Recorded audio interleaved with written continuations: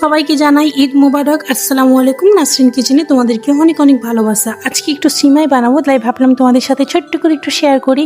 আমরা যে মটর সময়টা খেতে খুবই ভালোবাসি। আমাদের ফ্যামিলিতে না, সত্যি কথা বলতে, যে শুরু চিকন সময়টা না খুব কেউ পছন্দ করে না আর কি। এরকমই মটর সময়টা খেতে খুবই ভালো লাগে। একটু ঢিলা ঢিলা রান্নাটা হয় না, খেতে খুবই সুন্দর। আমি সামাইয়ের জন্য যে বাদামগুলো নিয়েছি সেগুলো একটু দেখিয়ে দিলাম, আর কি কি উপকরণ নিয়েছি সেটাও একটু দেখিয়ে দিচ্ছি। আমি এখানে একটি 10 টাকাওয়ালা দুধের প্যাকেট, 1 লিটার দুধ, আর যে একটা নারকেল কুড়োনো, আর বাদামগুলোকে না একটু হালকা থেঁতা করে নিয়েছি। গোটা গোটার থেকে না একটু থেঁতা ভালো লাগে বেশি আর কি। এরপরে হালকা করে যে একটু তেল দিয়ে আমি সামাইটাকে লাল করে ভেজে নিব। তোমাদের কাছে বাটার চাইলেও বাটার দিতে পারো, ঘি থাকলে যেটা ভালো লাগে সেটা দিতে পারো।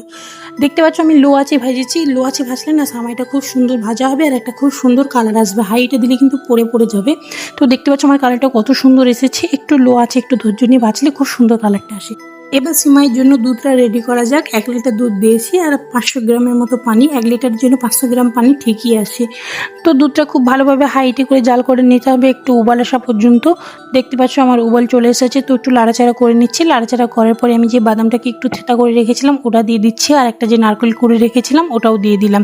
এরপরে একটু ভালো করে লাড়াচাড়া করতে হবে, একটু ফুটে আসা পর্যন্ত অপেক্ষা করতে হবে। উপকরণগুলো দেওয়া হয়ে গেলে একটু হাই হিটে জাল করে নিচ্ছি, যাতে দুধের কাঁচা গ্যাসটা চলে যায়। আমরা কত এমন বড় হয়ে গেছি বলো, এই বয়স থেকে ঈদের কোনো আনন্দ ফুর্তি নেই, কোনো কিছুই নেই, ভালো লাগছে না যে ঈদ হচ্ছে, কোনো মানাচ্ছে না। তো যাই হোক, বড় হবার সাথে সাথে সব কিছুই চেঞ্জ হয়ে যায়। তো এরপরে যে একটা টিপ দিচ্ছি, শোনো। 10 টাকাওয়ালা দুধের প্যাকেটটা আমি চিনিতে দিয়ে দিয়েছি, কারণ কেন জানো, দলা পাকবে না। দেখতে পাচ্ছ, তা না হলে এমনি ডাইরেক্ট যদি দুধে দাও প্রচণ্ড পরিমাণে দলা পেকে যাবে।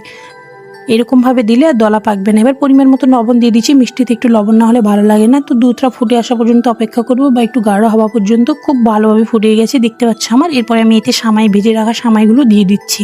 তো সামাইটা দেওয়ার পরে খুব ভালোভাবে একটু নাড়াচাড়া করে নিচ্ছি, যাতে দলা না পাকিয়ে যায়। তো খুব ভালোভাবে একটু নাড়াচাড়া করে নেওয়ার পরে দেখতে পাচ্ছ আমার কতটা পরিমাণে ঢিলা ঢিলা আছে, তাও বসে যাবে কিন্তু এই সামাইয়ের বার প্রচণ্ড পরিমাণে।